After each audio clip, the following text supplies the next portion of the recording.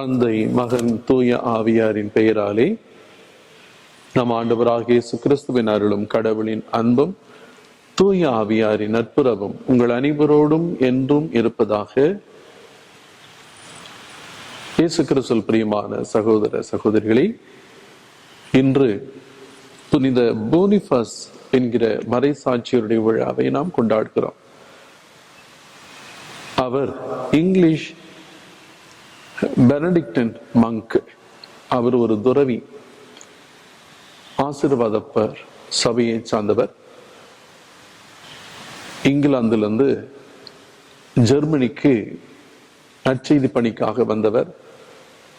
ஜெர்மனியிலே இருந்த பழங்குடியினர் மத்தியிலே நற்செய்தி பணியை ஆற்றி அந்த மக்களை கிறிஸ்தவ நெறிக்கு கொண்டு வந்தார்.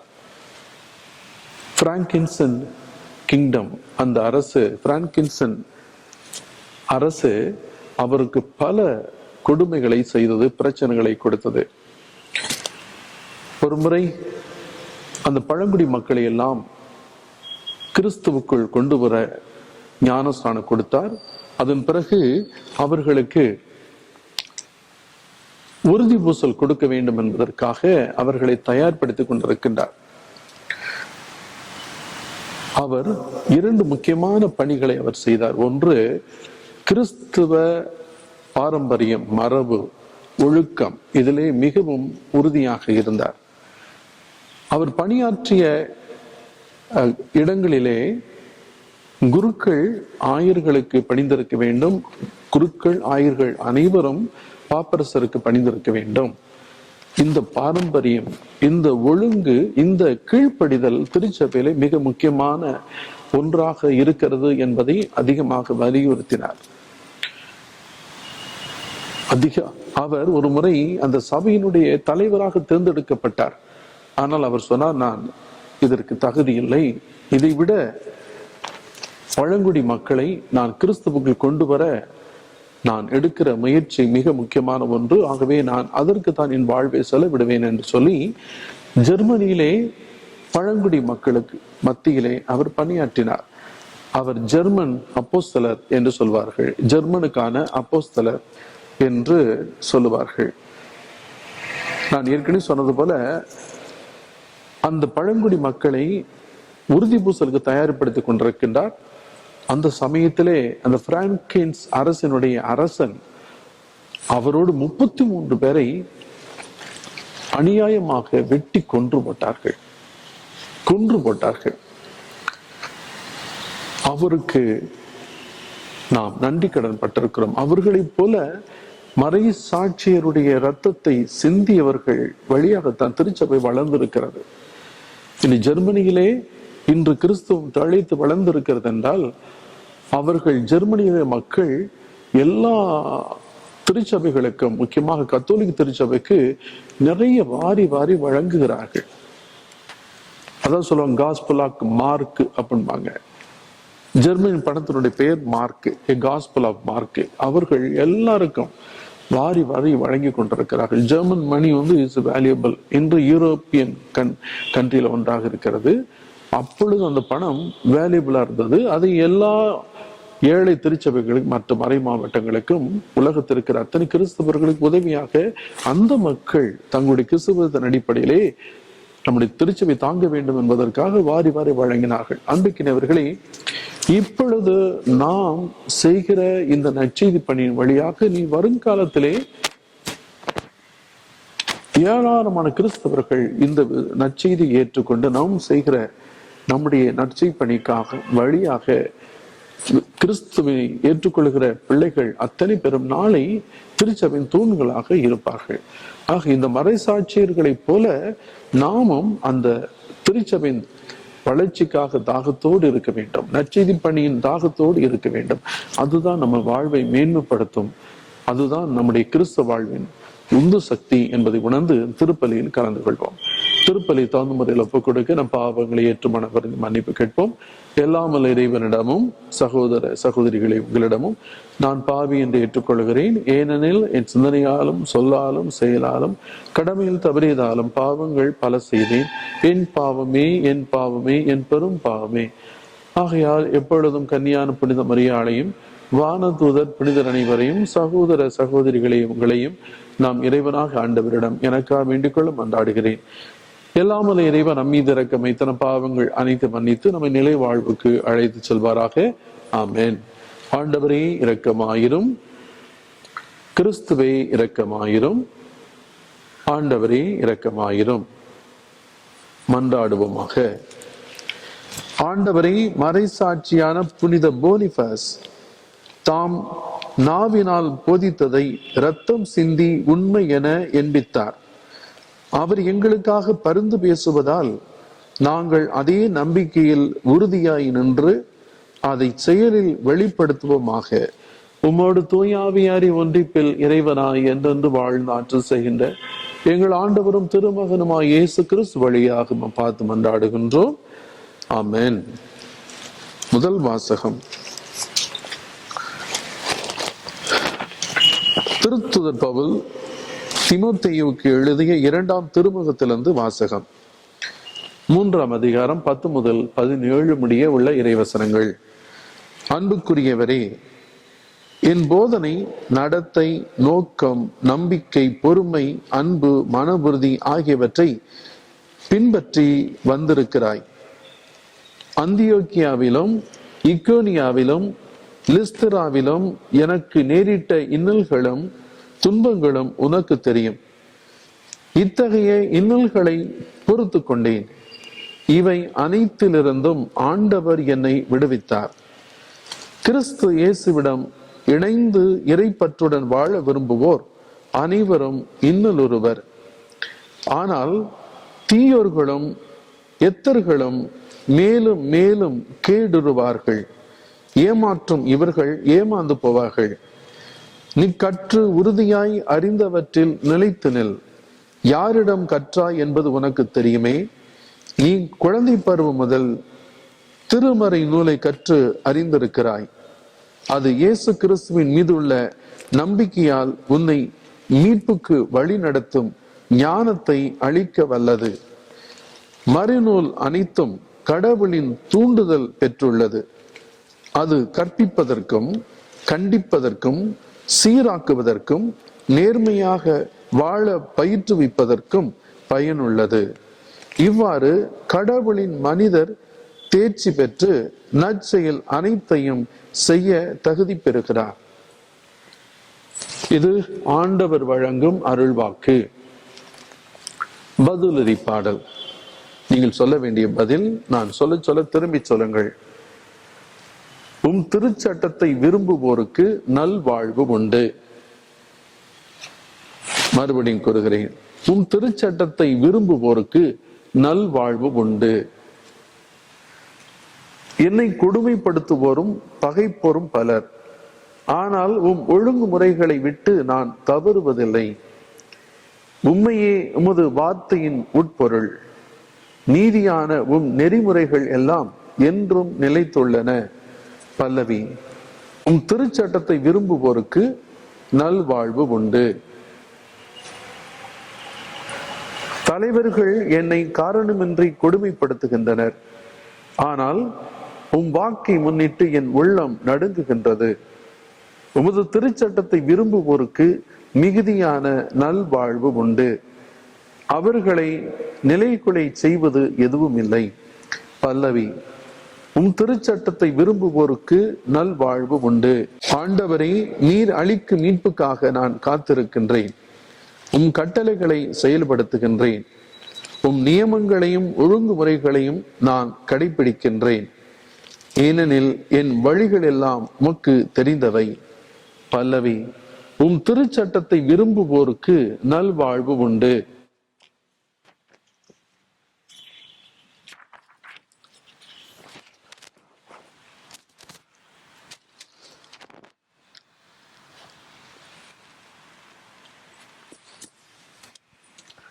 அல்லேலூயா, அல்லேலூயா, அல்லேலூயா. என் மீது அன்பு கொண்டுள்ளவர் நான் சொல்வதை கடைபிடிப்பார். என் தந்தையும் அவர் மீது அன்பு கொள்வார். நாங்கள் அவரிடம் வந்து அவருடன் குடிகொள்வோம் என்கிறார் ஆண்டவர். அல்லேலூயா. ஆண்டவர் உங்களோடு இருப்பாராக. புனித மார்க்கு எழுதிய பரிசுத்த நற்செய்தியிலிருந்து வாசகம். மார்க்கு நற்செய்தி 12ஆம் அதிகாரம் 35, 36, 37 வசனங்கள். The Gospel according to Mark chapter 12 verses 35, 36, 37. அக்காலத்தில் இயேசு கோவிலில் கற்பித்துக் கொண்டிருக்கும் போது, மெசியா தாவீதின் மகன் என்று மறைநூல் அறிஞர் கூறுவது எப்படி? தூய ஆவியின் தூண்டுதலால் ஆண்டவர் என் தலைவரிடம், நான் உன் பகைவரை உமக்கு அடிபணிய வைக்கும் வரை நீர் என் வலப்பக்கம் வீற்றிரும் என்று உரைத்தார் என தாவீதை கூறியுள்ளார் அல்லவா? தாவீது அவரை தலைவர் என குறிப்பிடுவதால் அவர் அவருக்கு மகனாக இருப்பது எப்படி என்று கேட்டார். அப்போது பெரும் திரளான மக்கள் இயேசு கூறியவற்றை மனமுவந்து கேட்டுக்கொண்டிருந்தார்கள். இது வாழ்வு தரும் கிறிஸ்துவின் மீட்பளிக்கும் நற்செய்தி.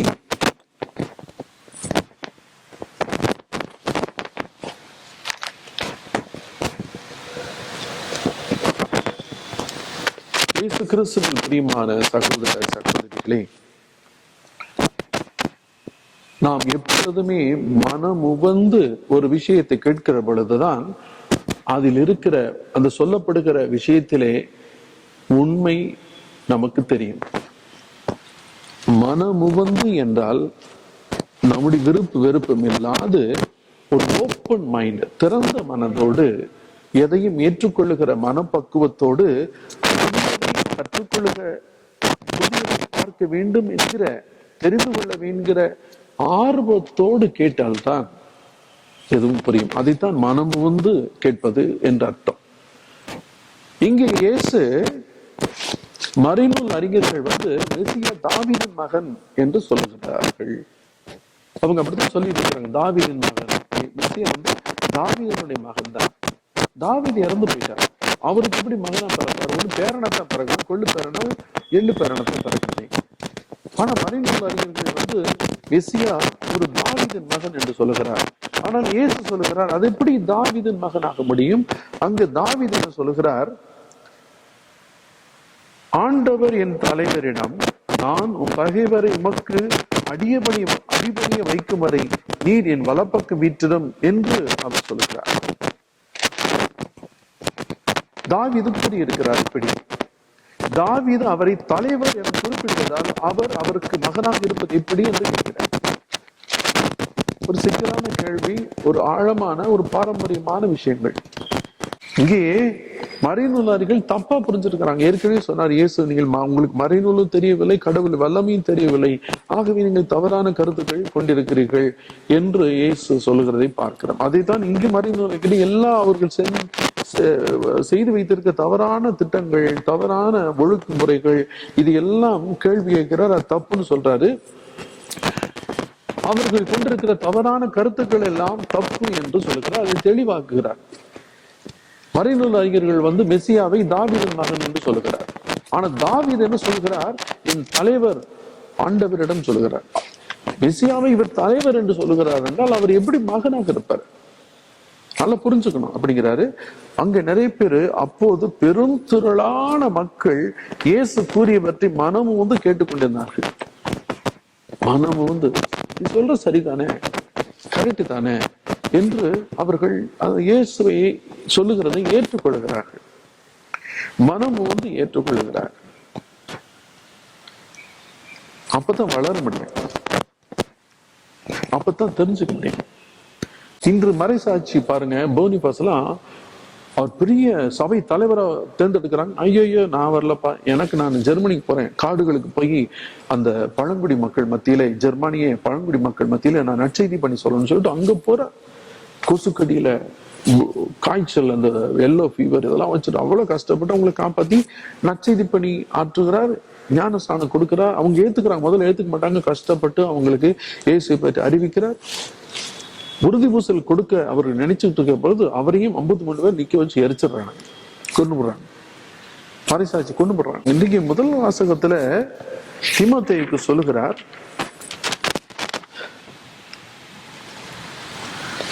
கிறிஸ்து இயேசுவிடம் இணைந்து இறைப்பற்றுடன் வாழ விரும்புவோர் அனைவரும் இன்னலுறுவர். இந்த இன்னலுக்கு பயந்துகிட்டு தான் யாருமே இயேசுவை முழுசா அறிஞ்சுக்கிறது இல்ல, அவர் படி வாழ்றதில்ல, யாரும் சிலுவத்துக்கு தயாரா இல்ல. இன்னைக்கு எத்தனை சாமியார் சைலண்டா கஷ்டப்படுறாங்க மறை சாட்சியர்களாக.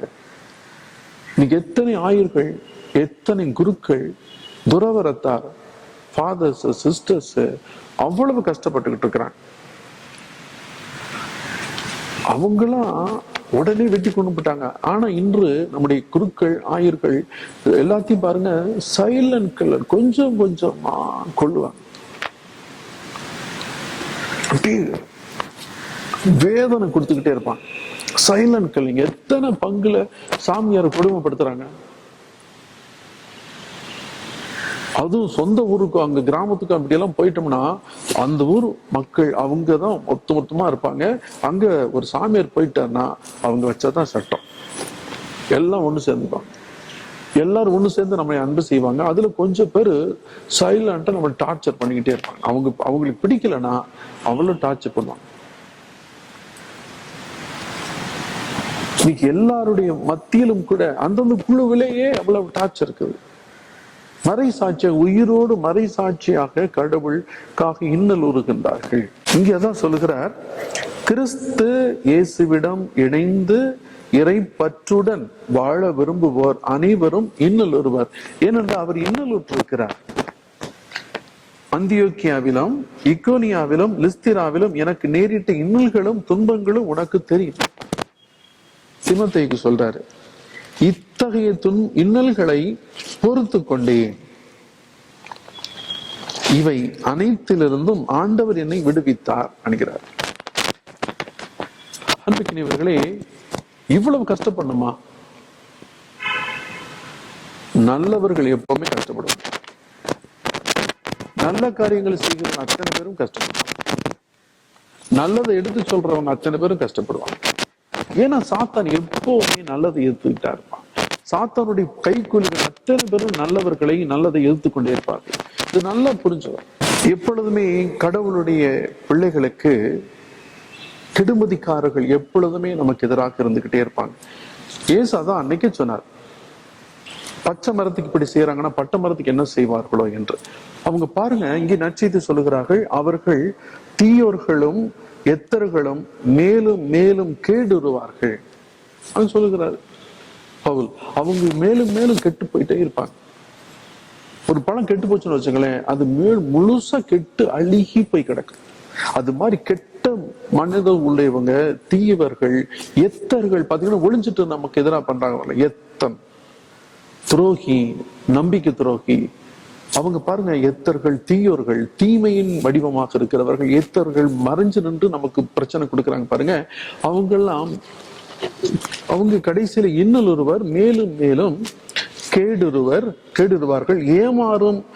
ஏமாற்றும் இவர்கள் ஏமாந்து போவார்கள். நம்ம ஏமாத்துவாங்க, நல்லவங்களாட்ட நடிப்போம், நம்ம ஏமாத்துவாங்க. நான் நல்லவன், நான் பண்ணல ஃபாதர், நான் உங்களுக்கு எதுவும் சத்தியமா நான் பண்ணவே இல்லை. அப்படிங்களா? பாருங்க, அவங்களுக்கு எதிராக இப்படி பண்ணிட்டு இருக்க மோசம் பாருங்க. நம்ம கூடவே திட்டிக்கிட்டு இருப்பாங்க, நல்லா இருக்க மாட்டாங்க பாரு அப்படின்வாங்க. அவங்க மேலும் மேலும் கேடுவார்கள். ஏமாற்றும் அவர்கள் ஏமாந்து போவார்கள். கடைசியில எல்லாமே இல்லாம போகும். அவங்களுக்கு வரும் வராதுன்னு சொல்லுவாங்களே, அது மாதிரி அவங்களுக்கு ஆசீர்வாதங்கள் எல்லாம் அப்படியே வர்ற மாதிரி இருக்கும். நல்லவங்களா சந்தோஷமா நல்ல சாப்பாடு வீடு எல்லாம் இருக்கிற மாதிரியே இருக்கும். ஆனா கடைசியில எல்லாம் ஒண்ணுமே இருக்காது, ஒண்ணும் இல்லாம போகும். ஏமாந்து போவார்கள், கெடுவார்கள், கெடுப்பாங்க. கெட்டு போறவங்க எல்லாத்தையும் கெடுப்பாங்க. அவங்க கடைசியில எல்லாத்தையும் சேர்த்து மொத்தமா சேர்த்து அந்த தீமையை அவங்களை போட்டு வாட்டி வதைக்கும். அவன் குடும்பத்துக்கு தான் பட்ட காலே படும் கெட்ட குடியே கெடுன்னு சொல்லுவாங்க. அவங்க சந்ததி கெடும். கெட்ட குடியே கெட்டுக்கிட்டே இருக்கும், பட்ட காலிலே பட்டுக்கிட்டே இருக்கும், கெட்ட குடியே கெடும். அது ஒரு தடவை பட ஆரம்பிச்சுச்சுன்னா பட்ட காலிலே பட்டுக்கிட்டே இருக்கும். ஒரு தடவை அவங்களுக்கு கெட ஆரம்பிச்சுட்டாங்கன்னா கெட்ட குடியே கெட்டுக்கிட்டு அவங்க சந்ததி, அவங்க பிள்ளைகள், சந்ததி, பேரப்பிள்ளை எல்லாருமே கெடுவாங்க. இது வேதம். அதனால்தான் தீமையை விட்டு நன்மையை பற்றி கொள்ளுங்கள் என்று வேதம் கூறுகிறது. இந்த செய்தியை தான் எல்லா புனிதர்களும் சொல்லி இயேசுவை பற்றிக் கொள்ளுங்கள், அவர்தான் நல்லவர். பிசாசு உலகம் பின்னாடி போகாதீங்க, இயேசுவை பற்றிக் கொள்ளுங்கள், அவர்தான் நல்லவர். அவருடைய வழி நடக்கும்போது இன்னல் படுவோம், கஷ்டப்படுவோம். இயேசுவின் சொற்படி நடப்போம்னா நமக்கு இன்னல் படுவோம், வேதனைப்படுவோம், துன்பப்படுவோம்.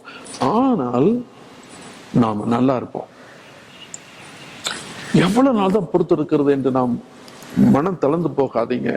முழு முயற்சி செய்து அதிலேயே நிலைத்திருங்கள். ஆண்டவருடைய கட்டளையிலே, ஆண்டவருடைய பண்பிலே நிலைத்து நில்லுங்கள், வெற்றி பெறுவோம். அன்பிக்கினிய சகோதர சகோதரிகளே, புனித போனிபாஸ் மறைசாட்சியர்களைப் போல நாமும் கிறிஸ்துவுக்காக இன்னொரு வேண்டியிருந்தால் கடவுளுக்கு ஒப்புக் கொடுப்போம். கடவுள் நம் சார்பாக இருப்பார். அவர் புனித சின்னப்பர் சொல்ல, அனைத்து இன்னர்களிலிருந்தும் என்னை விடுவித்தார் என்று இயேசுவை பற்றி சின்னப்பர் சொல்லுவது போல அவர் நம்ம எல்லா இன்னல்களிலிருந்தும் நம்மை விடுவிப்பார். அந்த நம்பிக்கையோடு தொடர்ந்து நாம் திருப்பலி கலந்து கொள்வோம். ஜெபிப்போம். எங்கள் அன்பின் பரலோக பிதாவே, புனித போனிபாஸை போல எத்தனையோ மக்கள் உம்முடைய நற்செய்தி பணிக்காக உமக்காக இன்னலுற்று கொண்டிருக்கிறார்கள். இன்று கூட குருக்களாகிய நாங்களும் உமக்காக நாங்கள் பணி செய்கிற இடங்களிலே பலவிதமான இன்னல்களுக்கு நாங்கள் உள்ளாகின்றோம். நற்செய்தி பணி ஆற்றுவதில் பல இடையூறுகள், பல பிரச்சனைகள் வருகிறது. ஆனால் அத்தனையிலும் கூட நீர் எங்களை வழிநடத்தி கொண்டே இருக்கிறீர். ஒவ்வொரு நிமிடத்தையும் கடந்து அடுத்த நிமிடத்துக்கு எங்களை அழைத்து கொண்டே போகிறீர். நம்பிக்கையோடு கரம் தொற்றி வழி நடத்துகின்றீர். நீரே எங்களை விடுவிப்பவர், எங்களை விடுவிப்பீர்கள் என்ற நம்பிக்கையிலே நாங்கள் தொடர்ந்து உம்மை பற்றிக்கொண்டு வாழ்ந்திட எங்களுக்கு அருள்தார். இந்த மன்றாட்டுக்கள் எங்கள் ஆண்டவரும் திருமகனுமாய் இயேசு கிறிஸ்து வழியாக பார்த்து கெஞ்சி மன்றாடுகின்றோம். ஆமென். ஆண்டவரே, அனைத்துலகின் நிறைவா நீர் வாழ்த்த பெறுவீராக. ஏனெனில் உமது வல்லமையிலிருந்து நாங்கள் இந்த அப்பத்தை பெற்றுள்ளோம். நிலத்தின் விளைவு மனித உழைப்பின் பயணமான இந்த அப்பத்தை உமக்கு ஒப்புக் கொடுக்கின்றோம். இது எங்களுக்கு வாழ்வளிக்கும் அப்பமாக மாறும். இறைவன் என்றென்று வாழ்த்த பெறுவாராக.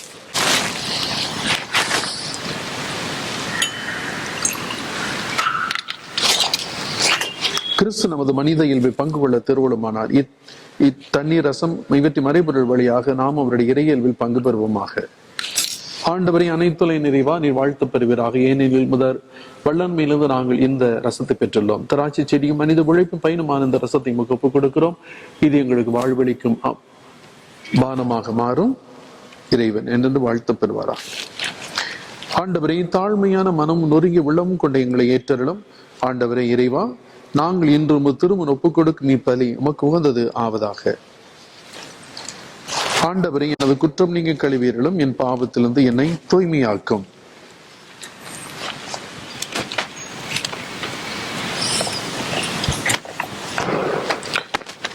ஆண்டவரை, உமது ஆசையால் இக்காணிக்கைகளை புனிதப்படுத்த உம்மை வேண்டுகின்றோம். உமது கொடையினால் புனித போனிபாஸ் தம் உடலின் துன்பங்கள் அனைத்தையும் வெற்றி கொண்டது போல நாங்களும் உமது அதே அன்பு தீயினால் பற்றி எறிவோமாக. எங்கள் ஆண்டவராகிய கிறிஸ்து வழியாக மன்றாடுகின்றோம். ஆமென். ஆண்டவர் உங்களோடு இருப்பாராக. இதயங்களை மேலே எழுப்புங்கள். நாம் இறைவனாகிய ஆண்டவருக்கு நன்றி கூறுவோம். ஆண்டவரே, தூயவரான தந்தையே, என்றும் உள்ள எல்லாம் உள்ள இறைவா, என்னாலும் இவ்விடத்திலும் நாங்கள் உமக்கு நன்றி செலுத்துவது மெய்யாகவே தகுதியும் நீதியுமாகும். எங்கள் கடமையும் மீட்புக்கு உரிய செயலும் ஆகும். ஏனெனில் மறைசாட்சியான புனித போனிபாஸ் முது பெயரை அறிக்கையிட்டு கிறிஸ்துவை பின்பற்றி இரத்தம் சிந்தி மாண்புமிக்க உமது அரும்பெரும் செயல்களை உலகறிய காட்டுகின்றார். இவ்வாறு நீர் எங்கள் ஆண்டவராகிய கிறிஸ்து வழியாக எங்கள் வலுவின்மையில் உமது வல்லமை சிறந்தோங்க செய்து வலுவற்றவர்களை உமது ஆற்றல் மிகு சாட்சிகளாய் திகழச் செய்கின்றீர். ஆகவே ஆற்றல் மிகுந்த விண்ணவரோடு சேர்ந்து நாங்களே இம்மண்ணுலகில் இடையராது உமது ஆட்சியை கொண்டாடி முடிவின்றி ஆர்ப்பரித்து சொல்லுவதாவது: தூயவர், தூயவர், தூயவர், வான் படைகளின் கடவுளாம் ஆண்டவர், விண்ணகமும் மன்னகமும் உமது ஆட்சியால் நிறைந்துள்ளன. உன்னதங்களிலே ஓசானா. ஆண்டவர் பெயரால் வருகிறவர் ஆசி பெற்றவர். உன்னதங்களிலே ஓசானா. ஆண்டவரே, நீ மெய்யாகவே தூயவர், தூய்மை அனைத்துக்கு ஒற்று. ஆகவே உம்முடைய ஆவியை பொழிந்து இக்காணிக்கைகளை தூய்மைப்படுத்த வேண்டுகிறோம். இவ்வாறு எங்கள் ஆண்டவர் இயேசு கிறிஸ்துவின் உடலும் இரத்தமுமாக எங்களுக்கு இவை மாறுவனவாக. அவர் பாடுபட புலம் கணிந்து தம்மை கையளித்த போது அப்பத்தை எடுத்து நன்றி செலுத்தி அதை பிட்டு தம் சீடர்களுக்கு அளித்தவர் கூறியதாவது, அனைவரும் இதிலிருந்து பெற்று உண்ணுங்கள், ஏனெனில் இது உங்களுக்காக கையளிக்கப்படும் என் உடல்.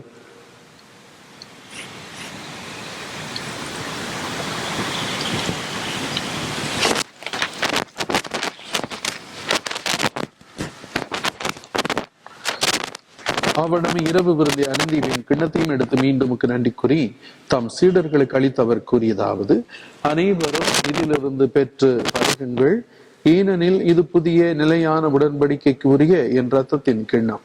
இது பாவ மன்னிப்புக்கென்று உங்களுக்காம் பலருக்காக சிந்தப்படும். இதை என் நினைவாக செய்யுங்கள்.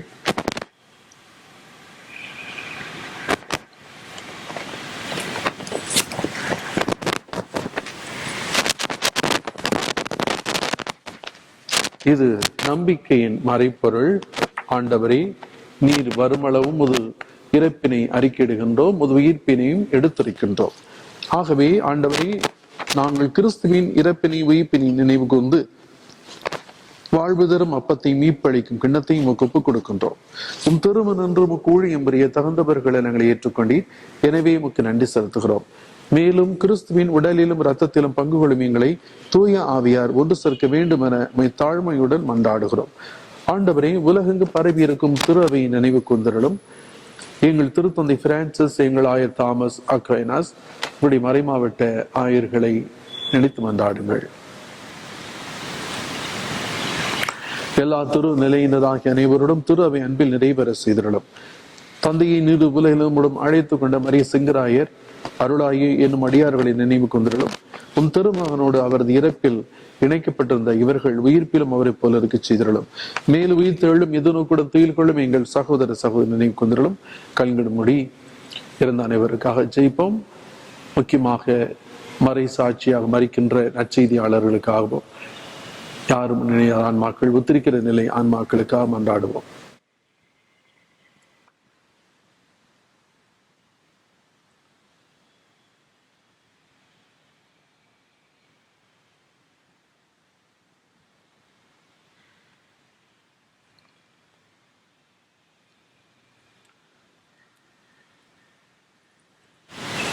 இறந்தோர் அனைவர் இறக்கத்தோடு நினைவு கூர்ந்தும் திரும்ப ஒளியின் மேல் ஏற்றுக்கொள்ளும். எங்கள் அனைவர் மீதும் இரக்கமாகிறோம்.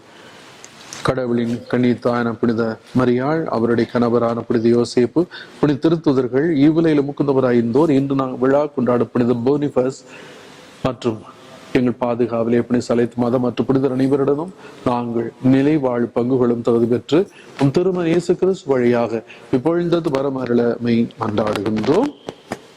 இவர் வழியாக இவரோடு இவரில் எல்லாம் வல்ல இறைவனாகிய தந்தையே, தூயாவியாரி ஒன்றிப்பில் எல்லா புகழும் ஆட்சியும் என்றென்றும் உமக்கு உரியதே.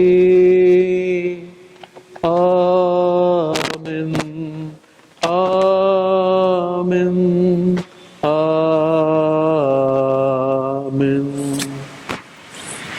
மீட்பரின் கட்டளையால் கற்பிக்கப்பட்ட தெய்வ படிப்பினியால் பயிற்சி பெற்று நாம் அனைவரும் மகிழ்ந்து ஜெபிப்போம். விண்ணுலகில் இருக்கிற எங்கள் தந்தையே, உமது பெயர் தூயது என போற்ற பெறுக. உமது ஆட்சி வருக. உமது திருவிழா விண்ணுலகில் நிறைவேறுவது போல மண்ணுலகிலும் நிறைவேறுக. எங்கள் அன்றாட உணவை இன்று எங்களுக்கு தாரும். எங்களுக்கு எதிராக குற்றம் செய்வோரை நாங்கள் மன்னிப்பது போல எங்கள் குற்றங்களை மன்னியும். எங்களை சோதனைக்கு உட்படுத்தாதையும் தீமையிலிருந்து எங்களை விடுவித்தருளும். ஆமேன். ஆண்டவரை, தீமை அனைத்திலிருந்தும் எங்களை விடுவித்து எங்கள் வாழ்நாளில் அமைதியை கனிவுடன் அருளும் என்றாடுகிறோம். உமது இரக்கத்து உதவியால் நாங்கள் பாவத்திலிருந்து எப்போதும் விடுதலை பெற்று யாதொரு கலகமின்றி நலமாயிருப்போமாக. நாங்கள் எதிர்நோக்கி இருக்கும் பேரின்பத்துக்காம் மீட்பராகிய இயேசு கிறிஸ்துவின் வருகைக்காம் காத்திருக்கின்றோம். ஏனெனில் ஆட்சியும் வல்லமையும் மாட்சியும் என்று நிம்மதி. ஆண்டவரே இயேசு கிறிஸ்துவே, அமைதியை உங்களுக்கு விட்டுச் செல்கிறேன், என் அமைதியை உங்களுக்கு அளிக்கிறேன் என்றும் திருத்தூதர்களுக்கு மொழிந்தரேன். எங்கள் பாவங்களை பாராமல் திரு அவையை நம்பிக்கை கண்ணோக்கி திருவிழத்துக்கு ஏற்பதற்கு அமைதியையும் ஒற்றுமை அளித்தல்வீராக. என்று வாழ்ந்து ஆட்சி செய்கின்றவர் நீரே. ஆண்டவருடைய அமைதி உங்களோடு என்றும் இருப்பதாக. ஒருவருக்கொருவர் கிறிஸ்துவின் அமைதியை பகிர்ந்து கொள்வோம். உலகின் பாவங்களை போக்கும் இறைவனின் செம்மறியே எங்கள் மேல் இரக்கமாயிரும். உலகின் பாவங்களை போக்கும் இறைவனின் செம்மறியே எங்கள் மேல் இரக்கமாயிரும். உலகின் பாவங்களை போக்கும் இறைவனின் செம்மறியே எங்களுக்கு அமைதியை அளித்தருளும்.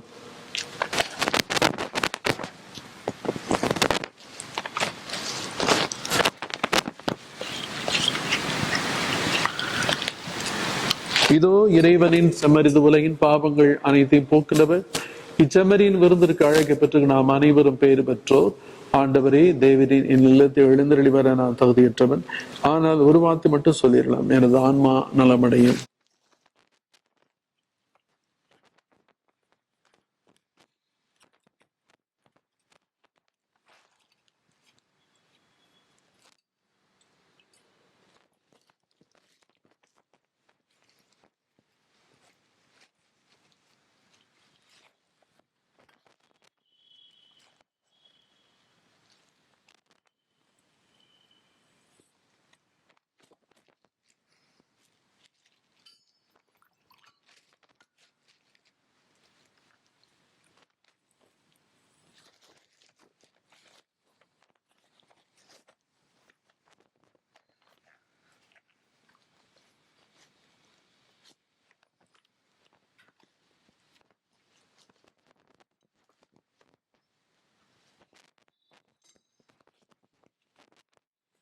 மன்றாடுவோமாக.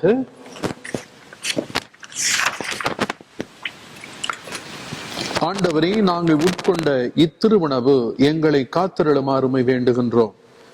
அரைசாட்சியான புனித போனிபாஸ் என்னும் புனிதருக்கு எந்த மன வலிமை உமது ஊழியத்தில் நம்பிக்கையையும் பாடுகளில் வெற்றியையும் தந்ததோ அதே மன வலிமையை நாங்களும் அடைவோமாக. எங்கள் ஆண்டவராகிய கிறிஸ்து வழியாக மை பார்த்து மன்றாடுகின்றோம். ஆமென். ஆண்டவர் உங்களோடு இருப்பாராக. எல்லாமல்ல இறைவன் தந்தை, மகன், தூய் ஆவியார் உங்கள் அனைவரையும் நிறைவாய் ஆசீர்வதித்து காத்திருள்வாராக. சென்று வாருங்கள், திருப்பலி நிறைவேறிற்று. நித்திய ஸ்துதிக்குரிய பரிசுத்த நற்கருணைக்கு பக்தியாய் ஆராதனை எத்திசையும் புரிவோம். அச்சிட சிலுவை அடையாளத்தினாலே எங்கள் சத்துருக்களிடமிருந்து எங்களை ரட்சித்தருளும். எங்கள் சர்வேஸ்வரா, தந்தை, மகன், தூய ஆவியாரின் பெயராலே ஆமென். Praise the Lord. ஹல்லேலூயா. இயேசுவே ஆண்டவர். மரியே வாழ்க. அருள்மிக பெற்ற மரியே வாழ்க. ஆண்டவர் உம்முடனே, பெண்களுக்குள் ஆசீர்வதிக்கப்பட்டவர் நீரே. உம்முடைய திருவயிற்றின் கனியாக இயேசுவும் ஆசீர்வதிக்கப்பட்டவரே. தூய மரியே, இறைவனின் தாயே, பாவிகளாயிருக்கிற எங்களுக்காக இப்பொழுதும் எங்கள் மரண வேளையிலும் வேண்டிக் கொள்ளும். ஆமென். தந்தைக்கு, மகனுக்கு, தூய ஆவியாருக்கு மகிமை உண்டாவதாக. ஆதியில் இருந்தது போல இப்பொழுதும் எப்பொழுதும் என்றென்றும் இருப்பதாக. ஆமென். புனித போனிபாஸே, அனைத்து புனிதர்களே, புனிதையர்களே, புனித சலேத் மாதாவே, தந்தை, மகன், தூய ஆவியாரின் பெயராலே ஆமென்.